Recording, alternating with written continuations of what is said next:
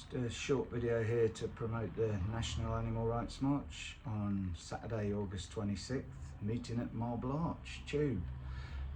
The march will be going to Parliament Square via Oxford Circus, Piccadilly and Whitehall. So a little bit about the march. It's been going on for many years. The latest organisers pulled out, and so a few individuals have got together to make sure that this essential part of the vegan and animal rights calendar continues and goes ahead. And so that said, there were a lot of people talking about unity in the chats when it looked like there were going to be two conflicting march. Now, I hope they were being genuine, and those people will be at the march, because if they are truly about unity and they want to march for animal rights, then they need to be there on Saturday the 26th at 12 and march with us and march for the animals, because essentially that's what it's about. It's an opportunity to come together to demand justice for the animals, not for us, but also not to appease animal abusers. This is simply for the animals. I will be marching for justice. So what do I mean by that? All animals ought to have a set of rights protected by the law and enforced. And that is the justice that we seek for animals. I'll be marching for respect. Animals feel pain, pleasure, fear, frustration, loneliness and motherly love. Whenever we consider doing something that would interfere with their needs, we are morally obligated to take them into account. And I'll also be marching for peace. Peace is a basic birthright experience owed to all bodies, not just humans. Now, I think it's pretty clear why we should be marching. It's an opportunity to all come together, and we can also do outreach whilst we're marching. I always have done, handed out leaflets, talked to people as we're going by.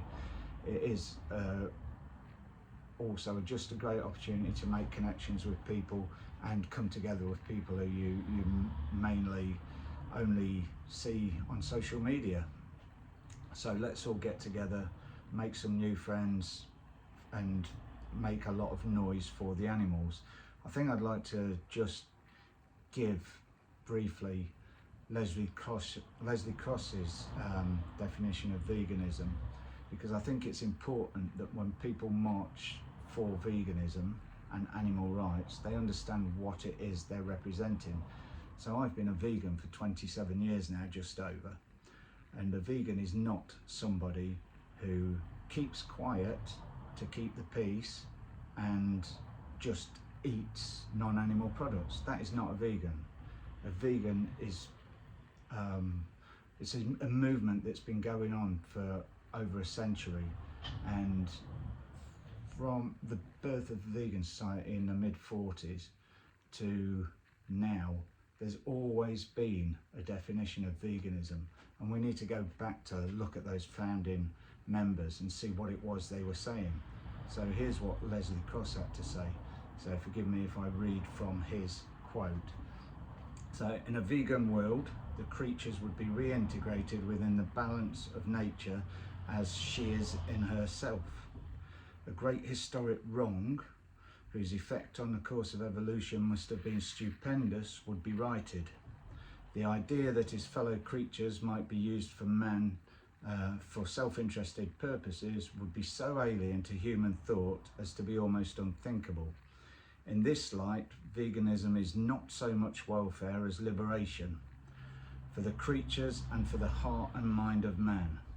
Not so much an effort to make the present relationship bearable as an uncompromising recognition that because it is in the main one of master and slave, it has to be abolished before something better and finer can be built. Now that's the end of the quote. If you can read that and not understand that veganism is about liberation, not welfarism, then there is something wrong with you. We need to understand what veganism is and push for it, It is part of the animal rights movement. It is essential to it, and if we're going to achieve liberation for animals, we've got to work together as liberationists, not as welfareists. That does not work. It never has worked. It never will work. So please come and march. Let's all speak up for the animals and make this a day to remember.